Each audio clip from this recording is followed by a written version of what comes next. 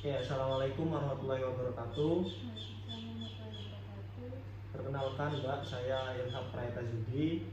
Ini 1817 1020 1077 peserta KKN kelompok 35 Universitas Jember. Dan di sini saya mencoba untuk melanjutkan penjelasan yang minggu kemarin sudah saya jelaskan ke Mbaknya terkait iklan, dan sekarang saya mencoba menjelaskan materi berbeda yaitu terkait strategi digital marketing. Jadi topik atau tema yang saya ambil kan terkait kewirausahaan. Lalu saya mencoba memikirkan bagaimana topik atau bahasan apa saja yang perlu saya sampaikan terkait kewirausahaan yang dimiliki oleh Mbaknya, yaitu usaha kerudung, usaha pakaian, dan lain sebagainya. Dan di sini selalu saya awali terkait pertanyaan tema yang saya ambil, yaitu apa yang dimaksud dengan digital marketing. Dan saya mencoba kembali mengutip dari salah satu orang yang profesional istilahnya, yang paham di bidangnya terkait digital marketing, yaitu suatu strategi pemasaran yang menggunakan media digital dan tentunya internet, dan suatu aktivitas yang berupa promosi, baik untuk mempromosikan sebuah brand, produk maupun jasa menggunakan media digital. Dan di sini menurut orangnya itu ada beberapa contoh ya terkait digital marketing. Yang pertama yaitu blog, website, email, dan berbagai macam jaringan media sosial yang sering kita gunakan.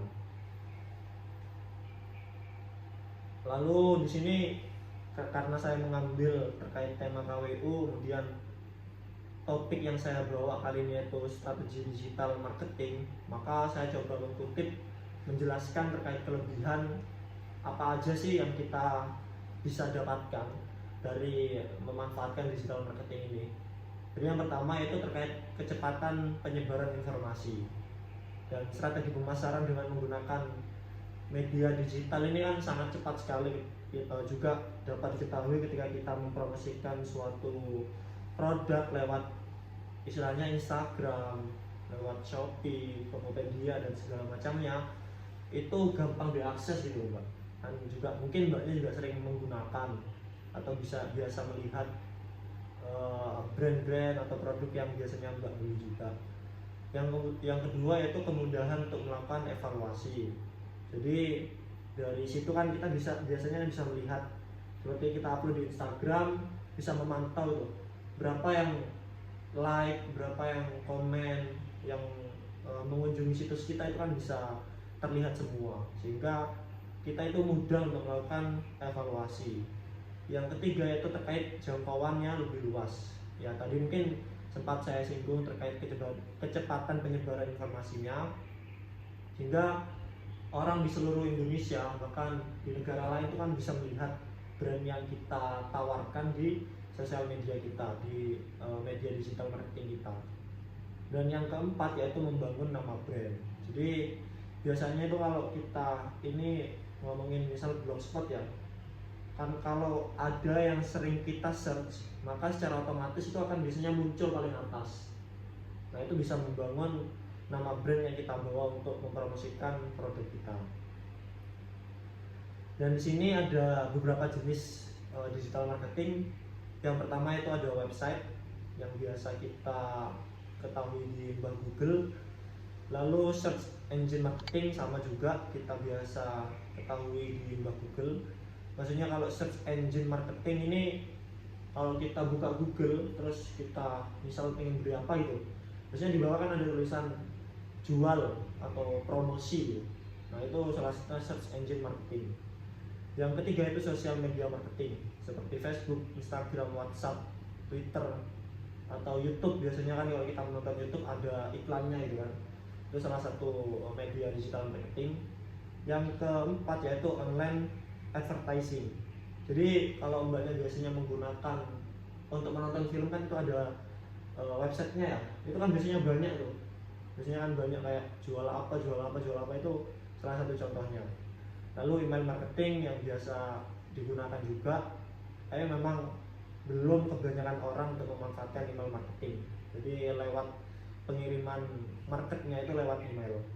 Lalu yang terakhir, yang keenam, yaitu tentang video marketing. Ya sama kayak YouTube juga sebenarnya, sama kayak sosial media marketing sebenarnya sistemnya lewat video, tapi penyebarannya menggunakan biasanya WhatsApp. Kalau biasa kita menggunakan WhatsApp, Telegram, segala macam.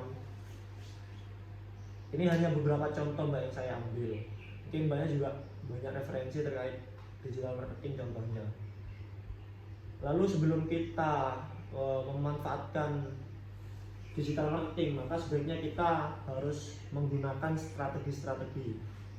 Jadi yang pertama itu search engine optimization, yaitu upaya untuk mengoptimasi sebuah situs agar mendapatkan peringkat teratas dari hasil pencarian. Tadi juga sempat saya singgung bahwasanya kalau kita biasanya search di bawah Google, itu kalau kita sering membuka website itu atau blog itu, maka secara otomatis itu akan berada di posisi paling atas, dan itu akan mempermudah konsumen untuk melihat brand yang kita tawarkan. Lalu yang kedua itu content marketing, yaitu merencanakan, membuat serta membagikan konten tentang perusahaan yang bisa kita pamerkan lewat pamflet, video, atau sekreatif mungkin kita biasanya memamerkan ke teman-teman kita atau saudara kita.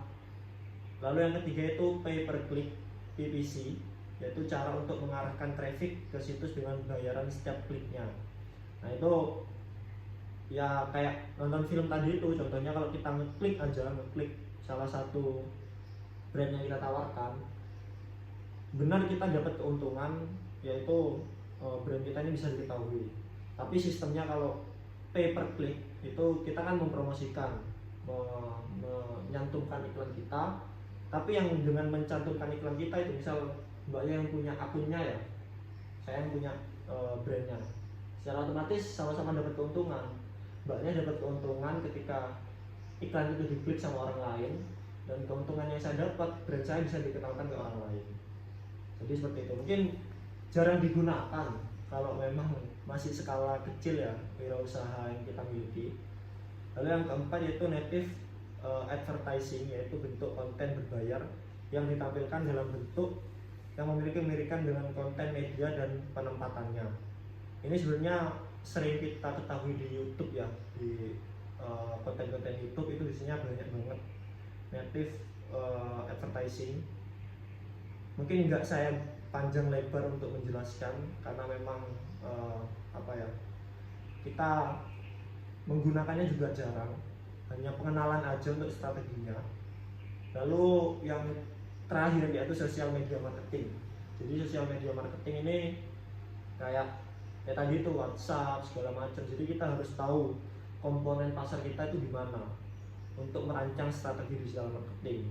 Kalau kita komponennya untuk anak muda, ya kita bisa sebar melalui WhatsApp.